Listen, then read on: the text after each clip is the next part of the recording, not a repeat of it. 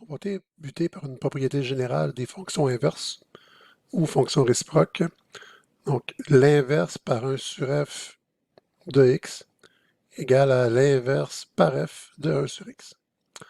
On va faire la preuve, puis on va l'illustrer avec une fonction trigonométrique inverse pour voir les étapes de la preuve. Donc, ici, tout ce que je vais faire, je vais l'illustrer avec une fonction qu'on connaît ici. Donc, si on dit y égale arc sec de x, on pourrait l'écrire comme étant arc, donc l'inverse de la fonction 1 sur cos appliquée à x. Donc, c'est ce qu'on a ici. C'est l'équivalent de ce qu'on a ici. Donc, l'inverse ou la réciproque par la fonction 1 sur f appliquée à x. Donc, l'arc de 1 sur cos appliqué à x. D'accord? Ça pourrait dire si seulement si. Donc, y égale arc sec de x, si seulement si. Ce que je pourrais faire ici, ce serait d'envoyer, prenons le terme qui est ici. Si on dit que y égale arc sec de x, c'est que x égale sec de y. Donc, si j'isole mon x, j'aurai, ça élimine ici ce qu'on nous indique qui est la réciproque, donc sec de y. C'est que si on aurait que x égale sec, donc 1 sur cos,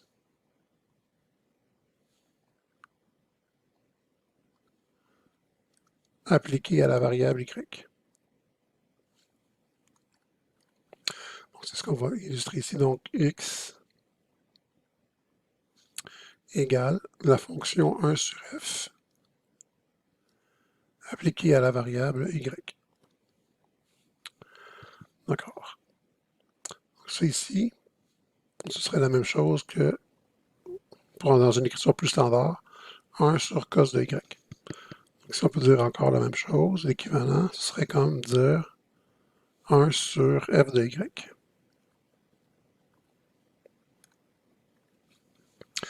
D'accord. Donc, on a x égale 1 sur cos de y.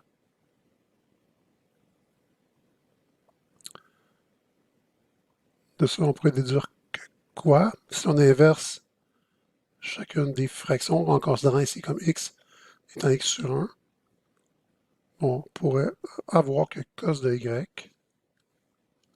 est égal à 1 sur x. Si x égale 1 sur cos de y, égale, cos de y égale 1 sur x.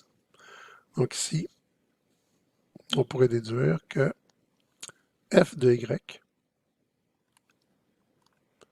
égale, donc j'ai inversé la fraction, ici j'inverse ça ici aussi, égale 1 sur x. Alors ici, on pourrait se dire que y est arc cos de 1 sur x. De la même façon, ici, on pourrait dire que y égale l'inverse par la fonction f, donc l'inverse par la fonction f, l'inverse de la fonction f, appliquée à la quantité 1 sur x.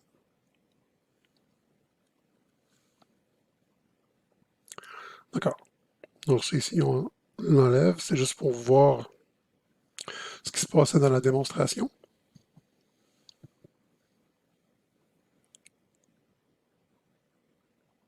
Puis on va l'illustrer avec un exemple. Donc, dans les fonctions trigonométriques inverses, on utilise arc parce qu'on réfère à un arc de cercle. Il n'y a pas d'arc de cercle dans les fonctions hyperboliques, donc on va plutôt utiliser arg. Mais dans certains livres, vous pourriez quand même voir le arc qui serait utilisé. Donc, l'arg cosinus hyperbolique de x, c'est la réciproque de la fonction cosinus hyperbolique. Mais sur les calculatrices, on n'a pas la fonction coséquente.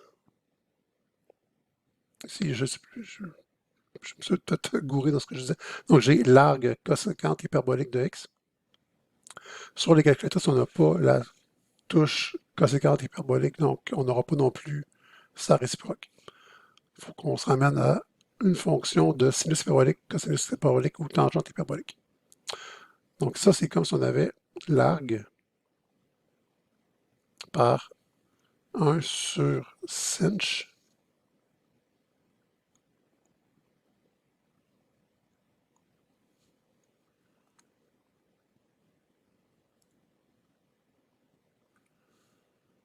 de notre variable x. Bien, le théorème, ce qu'il dit, c'est que ça sera égal à arg sinh.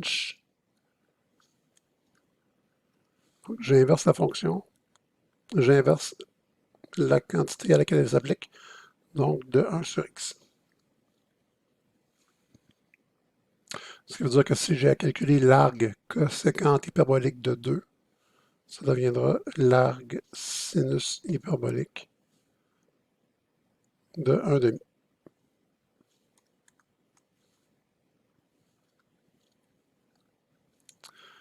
D'accord? Sur vos calculatrices, ce sera écrit sinh moins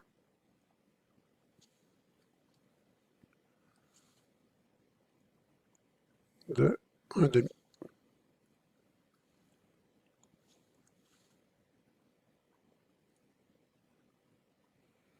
C'est la même chose.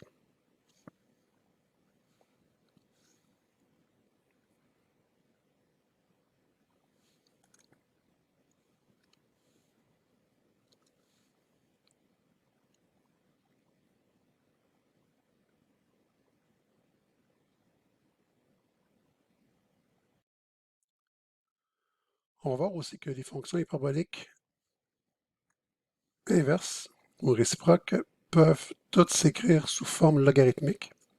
Par exemple, si on veut modifier, on a vu que la fonction sinus hyperbolique de x est une combinaison linéaire d'exponentielles. Donc, sinus hyperbolique de x, c'est e à la x moins e à la moins x sur 2. Donc, puisque le sinus hyperbolique peut s'écrire en termes d'exponentielle, sa fonction réciproque peut sûrement s'écrire en termes de logarithme. Comment la trouver, cette expression logarithmique? Si on pose y égale arg sinus hyperbolique de x, on peut dire que x sera sinus hyperbolique de y. Mais on connaît l'expression de sinus hyperbolique de y. C'est e à la y moins e à la moins y sur 2. On a donc x égale e à la y moins e à la moins y sur 2. Ce qui implique que, donc si je multiplie mon x par 2, j'aurai que 2x égale e à la y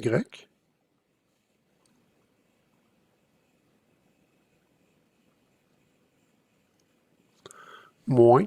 Puis ici, mon e à la moins y, je vais l'écrire avec un exposant positif, donc je vais écrire 1 sur e à la y. Dans mon équation qui est ici, je vais la multiplier au complet par e à la y. J'aurai donc que 2x e à la y. Lui, mon e à la y ici est venu multiplier. Je multiplie aussi ce terme-là par e à la y. Je vais donc avoir e à la y au carré. Puis ici, si je multiplie par e à la y, les e à la y vont s'annuler, il va me rester moins 1. D'accord. Donc si on modifie maintenant l'équation qui est ici, en envoyant le terme de gauche à droite, on va avoir que e à la y au carré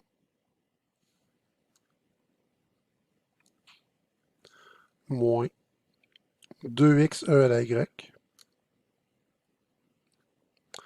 moins 1 égale 0.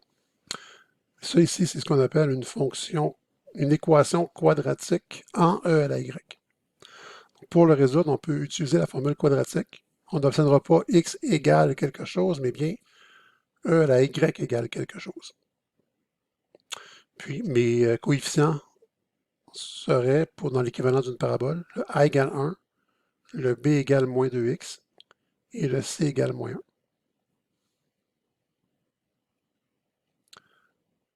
Donc, j'aurai que e à la y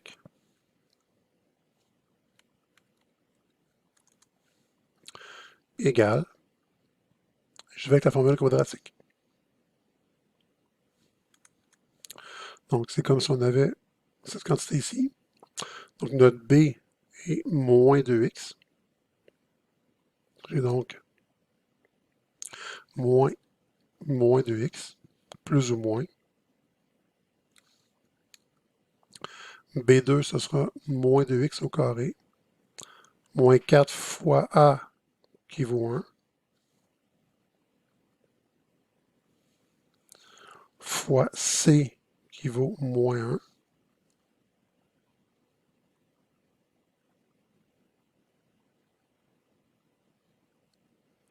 sur 2 fois a, donc sur 2 fois, fois fois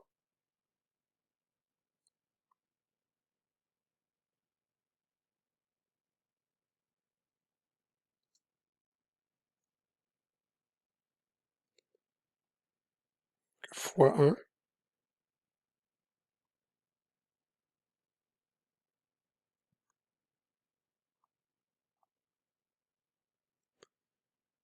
ce qui va nous donner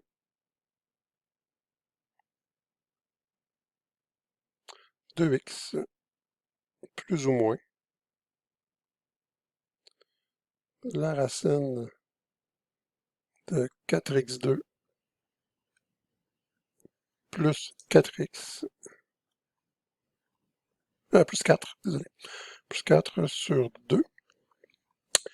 Ici, le 4 dans la racine, les deux 4 pourraient être mis en évidence. Sortir de la racine, donc racine de 4 qui va faire 2. Puisque j'aurai 2 fois 2 au numérateur, je pourrais le mettre en évidence et le simplifier avec le dénominateur, ce qui va donner x plus ou moins la racine de x2 plus 1,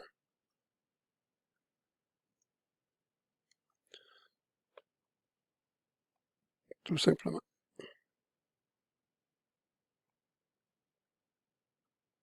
plus 1. Or, une exponentielle a une réponse unique, ne peut pas avoir une réponse en plus, une réponse avec le moins qui est ici. Et de plus, or, pour tout y, bien,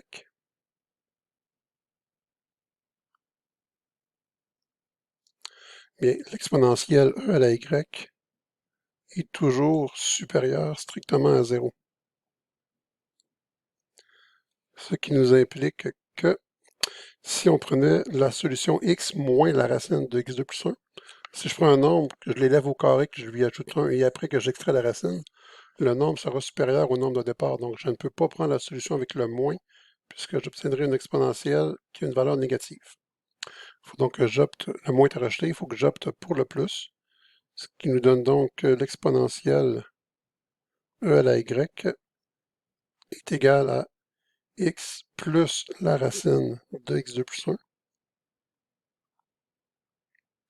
strictement ici plus. D'accord, mais ce n'est pas e à la y ultimement que je cherchais, c'était y. Donc, si je veux avoir y ici, je devrais mettre un ln devant l'exponentielle, faire la même chose à droite, mettre un ln. Donc, ce qui m'implique que la fonction y que je cherche, qui en fait est égale à arc sinus hyperbolique de x, est égale à ln de x plus la racine de x2 plus 1. Voilà, ici ce qu'on cherchait. Une expression logarithmique pour l'arc sinus hyperbolique de x.